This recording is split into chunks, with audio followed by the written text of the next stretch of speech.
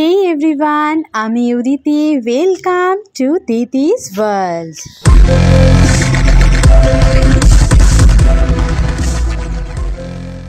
আজ আমরা যাব হ্যাভলক দ্বীপে, আর তার জন্য সকাল 5:30টার মধ্যে আমরা সকলে রেডি হয়ে গিয়েছি।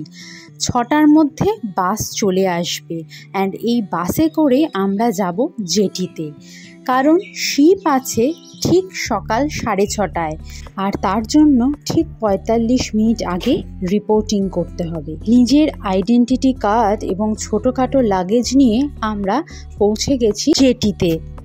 আর এখানে এই ক্রুজে চড়ার আগে যে সিস্টেম, সেটা কিন্তু পুরোপুরি ফ্লাইটের মতো, মানে স্ক্যানারের মধ্য দিয়ে ব্যাগ পাস করাতে হবে, এবং যদি ছোট লাগেজ থাকে তাহলে সেটা তোমার সাথে যাবে, কিন্তু বড় ট্রলি থাকলে দিতে হবে ব্যাগেজ কাউন্টারে।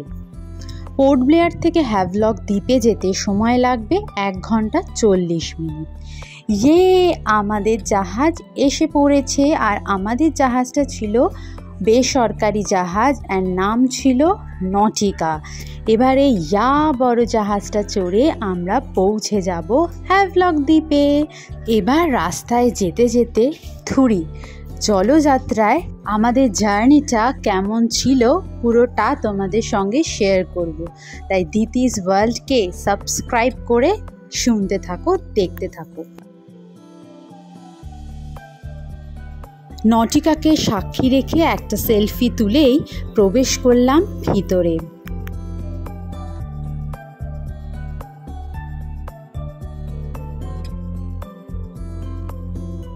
ভেতরে প্রবেশ করতেই দেখলাম সিটিং অ্যারেঞ্জমেন্ট রয়েছে রয়্যাল ক্লাসের জন্য, কিন্তু আমাদের টিকিট রয়েছে লাক্সারি ক্লাসের, তাই যেতে হবে নিচে। জনপ্রতি টিকিটের প্রাইস ছিল 1700 টাকা।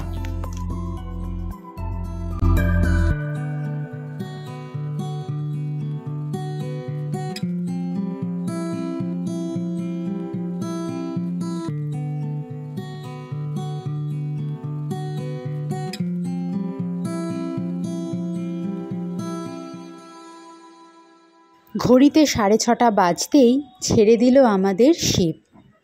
বড় কাচের জানলা দিয়ে অসম্ভব সুন্দর প্রাকৃতিক দৃশ্য উপভোগ করতে করতে আর দোল খেতে খেতে চলছি হ্যাভলক দ্বীপের উদ্দেশ্যে।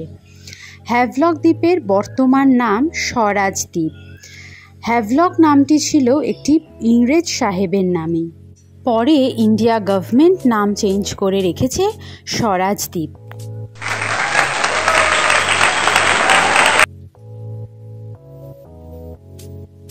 পুরোপুরি শীততাপ নিয়ন্ত্রিত এই জাহাজের ভেতরে তোমরা স্বল্প কিছু খাবার দাবার পেয়ে যাবে, সেটা কিন্তু কিনে নিতে হবে, এবং রয়েছে অতি প্রয়োজনীয় একটা পরিষ্কার পরিচ্ছন্ন ওয়াশরুম।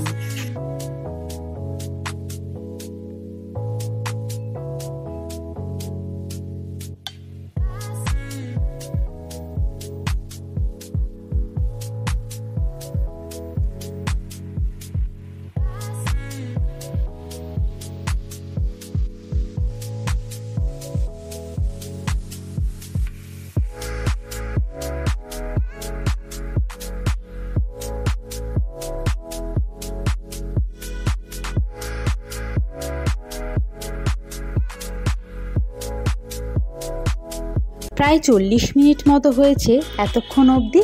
এই জাহাজে চড়ার এক্সপিরিয়েন্স ছিল কিন্তু অসাধারণ, কিন্তু এরপরে যে আরও এক্সাইটিং কিছু মুহূর্ত আমাদের জন্য অপেক্ষা করছে তা ছিল কল্পনারও বাইরে।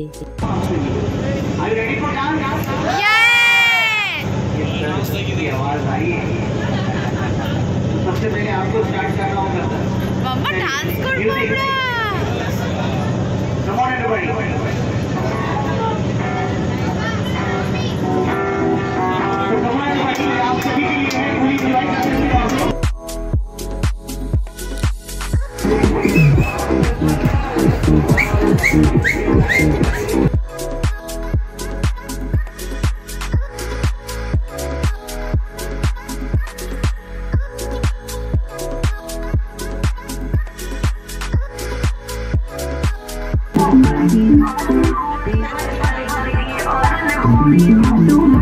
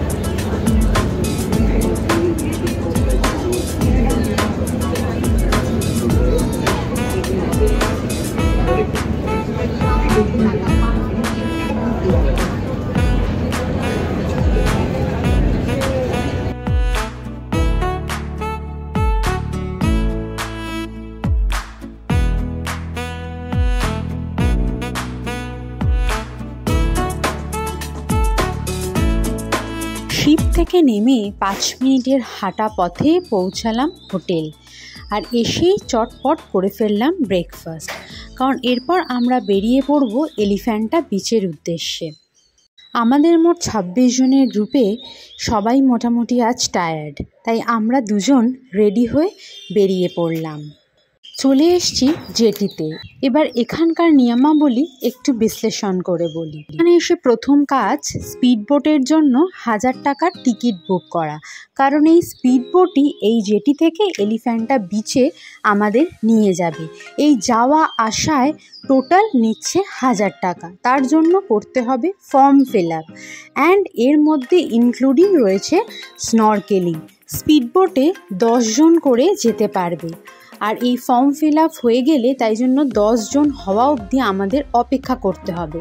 10 জন হয়ে গেলে আমাদের একে একে নাম ডাকা হবে এবং বোট অ্যালট করা হবে। যদি 10 জনের জন্য অপেক্ষা করতে না চাও তাহলে পুরো বোট ভাড়া করতে পারো, দিতে হবে 10,000 টাকা। বিচে পৌঁছানোর পর ওরা 3 ঘন্টা সময় ধার্য করে দিয়েছে, তার মধ্যে সমস্ত কিছু অ্যাক্টিভিটিস তোমাকে সেরে ফেলতে হবে। তো আমরা উঠে পড়েছি এখন বোটে, এবার বোট জার্নি এনজয় করি।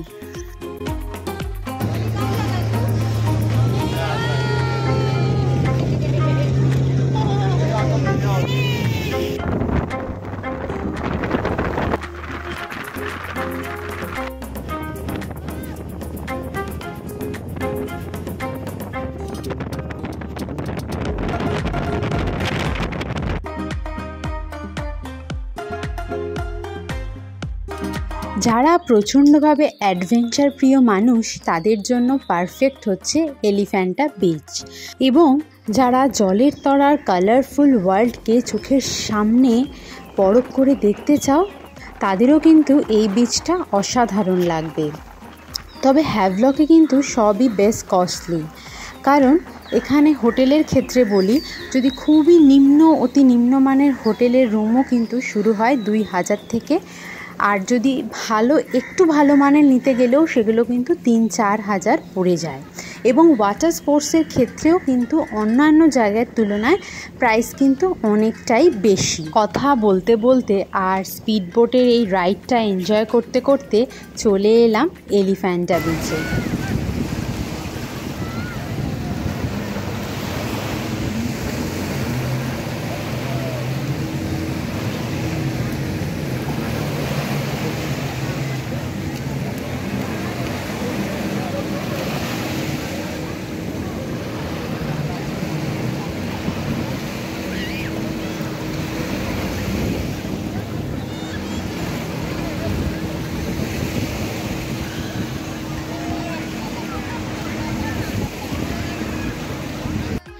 এই বিচে প্রচুর অ্যাক্টিভিটিস হয়, দেখো জাস্ট অসাধারণ। অনেক রকম কিছু কিন্তু হচ্ছে, দূরে প্যারাসেলিং হচ্ছে, জেট স্কি হচ্ছে, আরও অনেক রকম কিছু হচ্ছে। এখানটা কত কালারফুল লাগছে।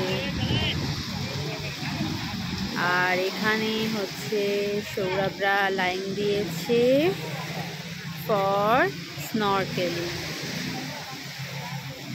ফটোজ ভিডিও সব ওরাই প্রোভাইড করবে, সো আমি দেখতে পারবো। Look at the view guys, oh my god, this is so beautiful. জলের কালারটা যেরকম আসছে সামনে দিয়েও ঠিক সেরকম, এক্স্যাক্টলি সেরকম।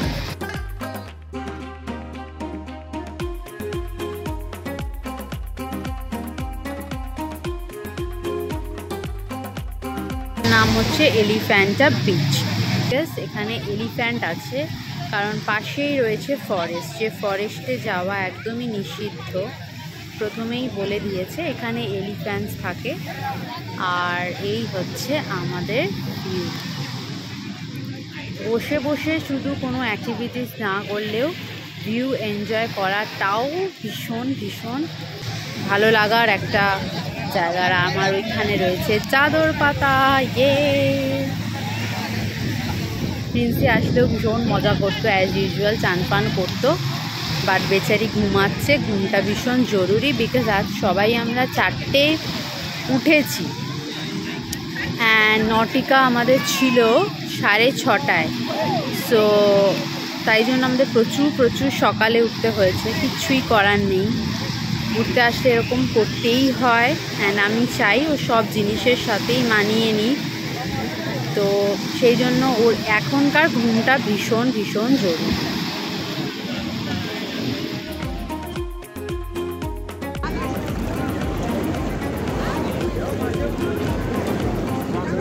কোথায় আছে ফিশ? ওই যে মাছ, ওই যে কত মাছ, বড় মাছ।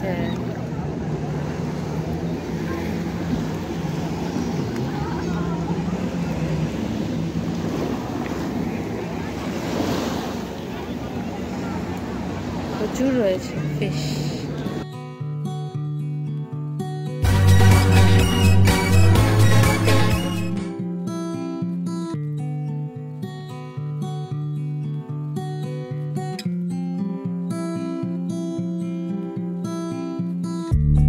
তো এখন এলিফ্যান্টা বিচে বসে আছি, মানে একটু ফটো তুললাম, বাট ভীষণ ভালো লাগছে কারণ এখানে দেখো অনেক গাছপালা রয়েছে, তো প্রচুর ছায়াও রয়েছে। আমি বসে ভিউটাকে এনজয় করছি, এত সুন্দর, মানে জাস্ট কিচ্ছু বলার নেই। আমার দেখো মানে সেরা বিচের মধ্যে একটা হবে, বিকজ এতগুলো জলের কালার্স আমি কোথাও একসাথে এতগুলো জলের কালার্স আগে কখনো দেখি, সিরিয়াসলি জাস্ট ভীষণ সুন্দর। আর তো এখন এই ভিউটাকেই এনজয় করি। আবারও কিছু শর্টস অ্যান্ড ফটোর জন্য একটু কিছু দেখি কতটা কি করতে পারি। মন চাইছে না কিছু করতে, মনে হচ্ছে বসে বসে জাস্ট পায়ে জল ভেজাই আর ভিউটাকে এনজয় করি। So beautiful. তো তোমাদের তো ভিডিওতে দেখালাম কত সুন্দর কালার্স। তো আমাদের ভারতের মধ্যে এত সুন্দর জায়গা রয়েছে, কিছুই আর বলার নেই। আমরা দুজনেই এসছি, তাই প্রিন্সিকেও আজকে রেখেই এসছি, শাশুড়ি মাও আছে, মা আছে, তো রেখে এসছি। তো এই এখন এনজয় করি, কত ক্লিক করি। তোমরা ভিডিওটা দেখতে থাকো অ্যান্ড অবশ্যই সাবস্ক্রাইব করতে কিন্তু চ্যানেলটা ভুললে একদম চলবে না। চলো আবার দেখা হচ্ছে।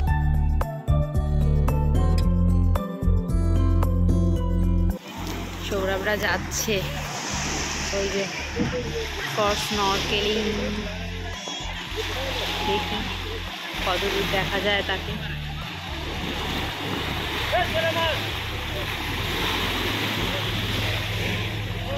প্রথমে ট্রেনিং হবে, তারপরে যদি কমফোর্টেবল মনে হয় তখন ও করতে পারবে, কিন্তু কমফোর্টেবল না হলে মানি কিন্তু ওরা রিফান্ড করে দেবে। তো সব রকম ব্যবস্থাই রয়েছে, নো টেনশন। প্রসঙ্গত বলে রাখি, স্পিড বোটের টিকিটের সঙ্গে যে কমপ্লিমেন্টারি স্নরকেলিংটা ওরা দেয় দিয়ে থাকে অ্যাকচুয়ালি, সেটা বিচে আসার পর জানতে পারলাম সেটাতে নাকি 5 মিনিটের হয় এবং ওটা ডিপ সি স্নরকেলিং নয় বলে ওতে মাছ কোরাল সেভাবে কিছুই দেখা যায় না।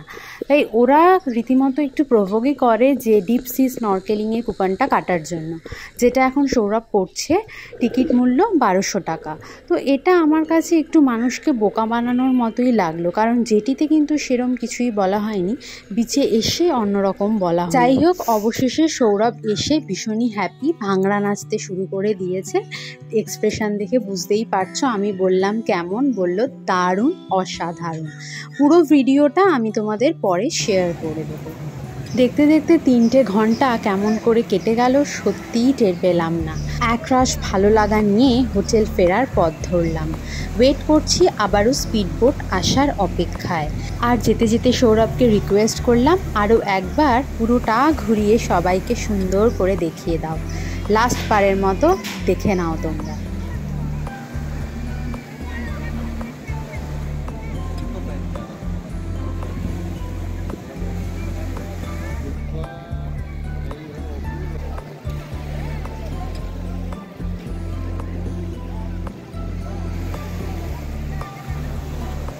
তাকাও।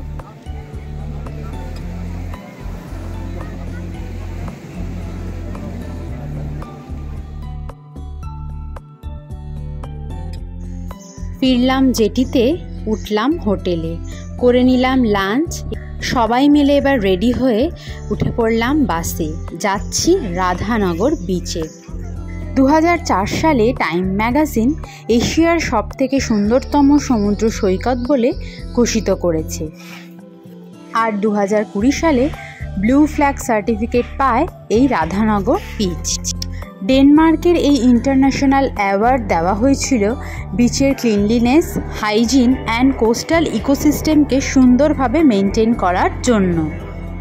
বিশ্বের 7ম সুন্দরতম বিচ বলে একে নাম্বার 7 বিচও বলা হয়।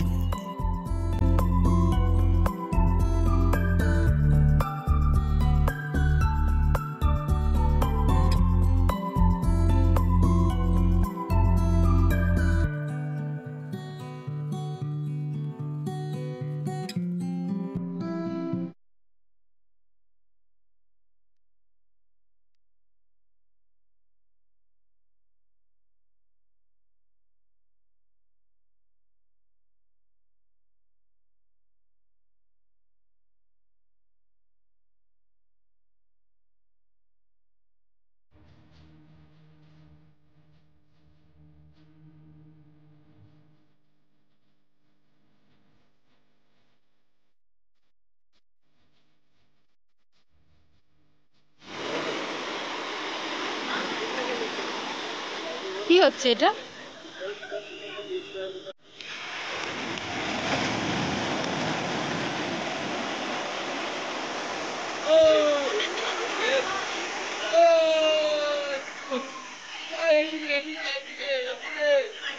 ওই যে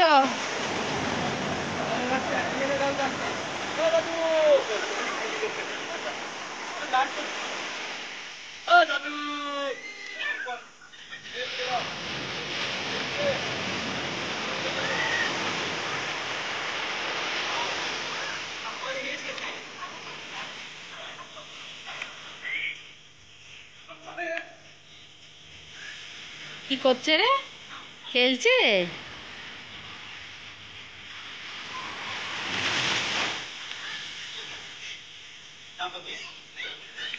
আপনি হচ্ছেটা কি? এতক্ষণ তো আমি করছিলাম।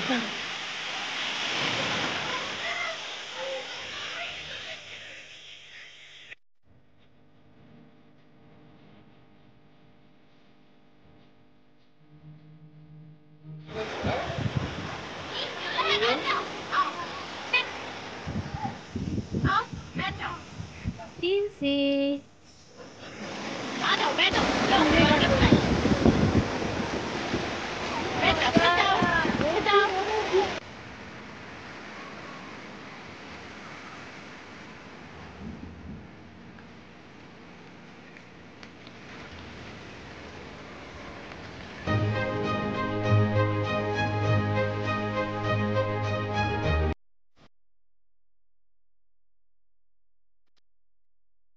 জঙ্গল ও পাহাড় দিয়ে পরিবেষ্টিত এই বিচ সানসেটের জন্য বেশ ফেমাস এবং স্নান করার জন্য আদর্শ, কারণ এখানে রয়েছে ছোট ছোট ঢেউ, যেখানে তুমি স্নান করে অনেক বেশি আনন্দ উপভোগ করবে এবং সাথে রয়েছে চেঞ্জিং রুম।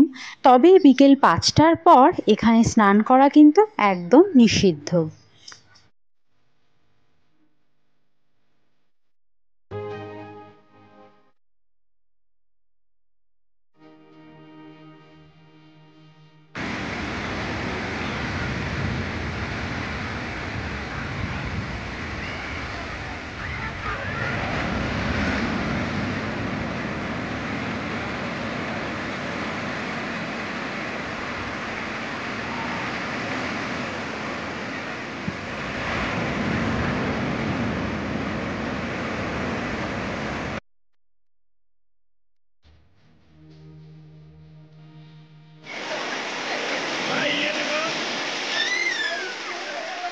भाई ये देखो, इधर देखो पापा क्या लाया है, इधर देखो भाई, ये देखो पापा क्या लाया है भाई भाई। সানসেট হয়ে গেলে বিচের সাথে লাগোয়া মার্কেটটা ঘুরে দেখে নিয়ে আবারও উঠে পড়লাম বাসে, ফিরবো হোটেলে।